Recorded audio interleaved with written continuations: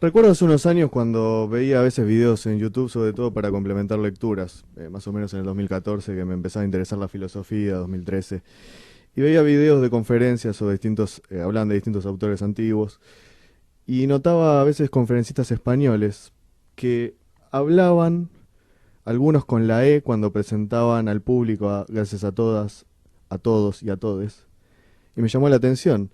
Y me hice la pregunta en ese momento, que lamentablemente no me equivoqué, y dije, ¿esto vendrá a Argentina? Para hablar en este bloque sobre el modelo progresista de España y feminista para Argentina. No se olviden de suscribir a nuestro canal de YouTube de Nueva Argentina. El Ministerio de la Igualdad sin varones. Una nota de Antena 3 dice, en España, que parecía que es el destino ineludible, de donde quieren llevarnos, sucede lo siguiente. Los hombres son excluidos del Ministerio de la Igualdad. Un ministerio sin hombres entre los altos cargos. Esto es lo que se percibe tras los primeros movimientos de Irene Montero, Unidas Podemos, al frente de un nuevo Ministerio de Igualdad.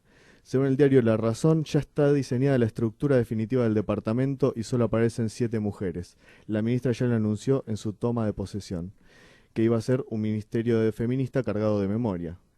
¿Qué pasaría si fuera al revés, Nancy, digamos, un ministerio formado solo por hombres? No, pienso ¿Dónde que queda esa para paridad? empezar hay que de sacar la palabra igualdad del título porque es un oximorón, digamos, dale, vamos, tío.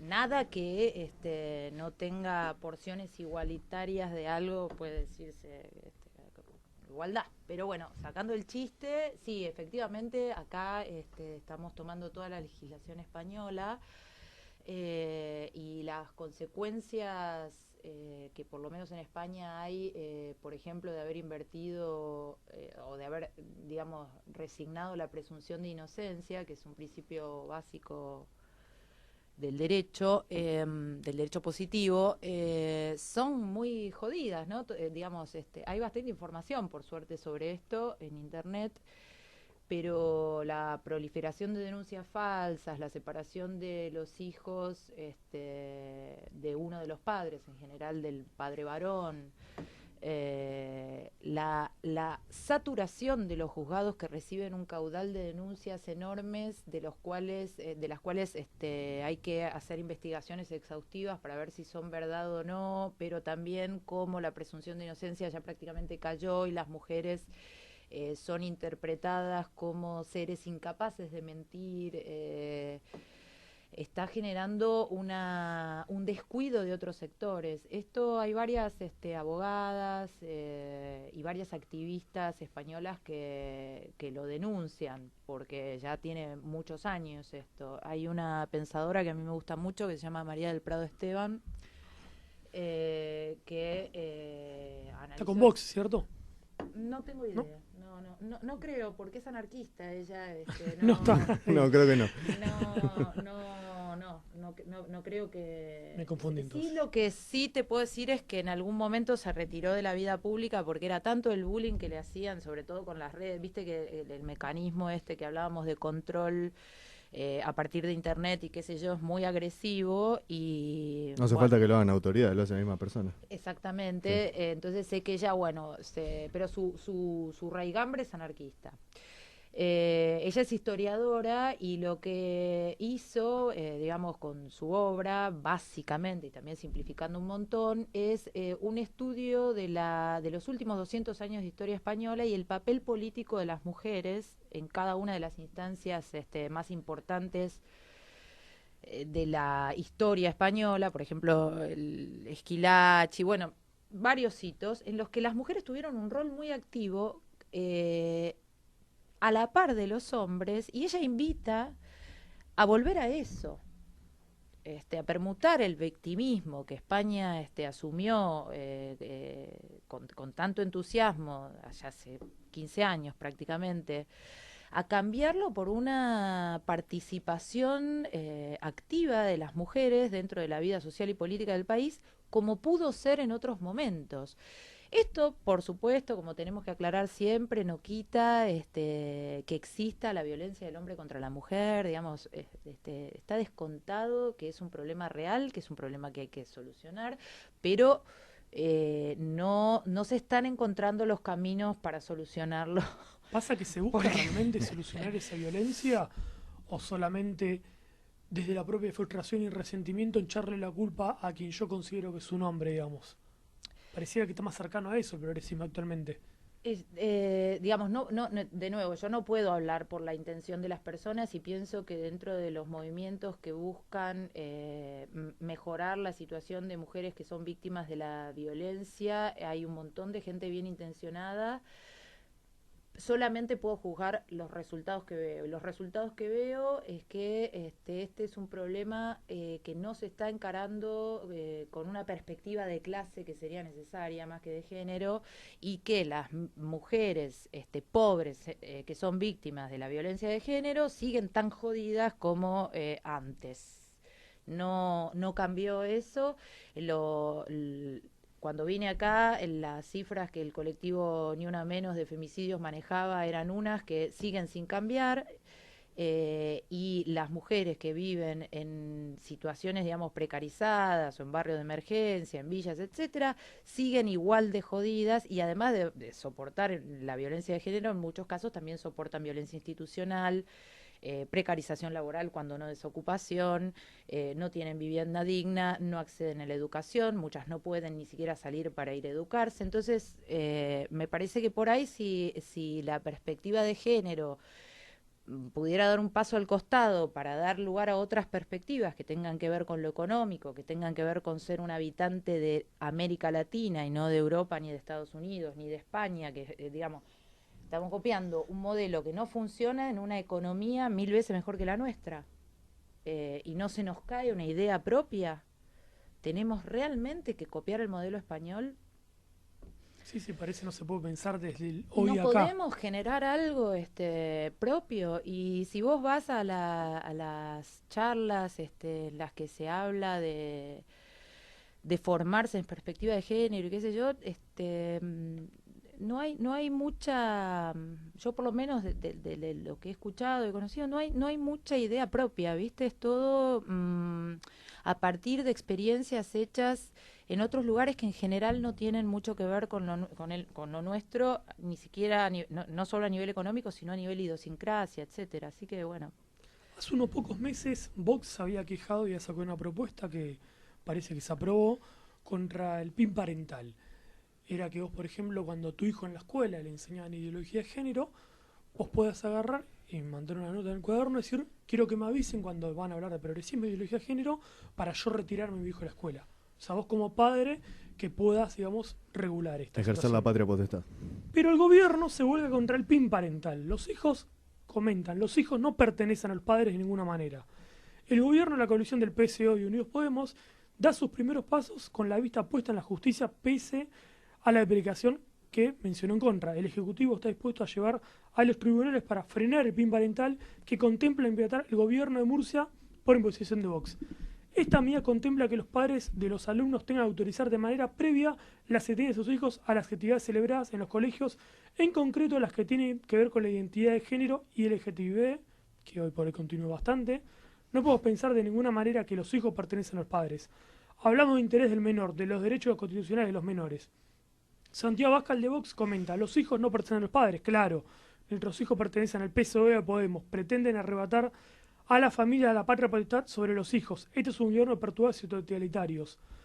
Y yo pregunto, ¿por qué desprecia pareciera tanto el progresismo o este feminismo actual a la familia tradicional? Mira, volviendo a Nancy Fraser, ella justamente cuando hace este análisis en el que ubica digamos, el nacimiento del neoliberalismo progresista con Bill Clinton a comienzos de la década del 90, cuyo reflejo acá fue Carlos Menem, aunque parezca que no para el ágrafo político promedio, porque Menem, bueno.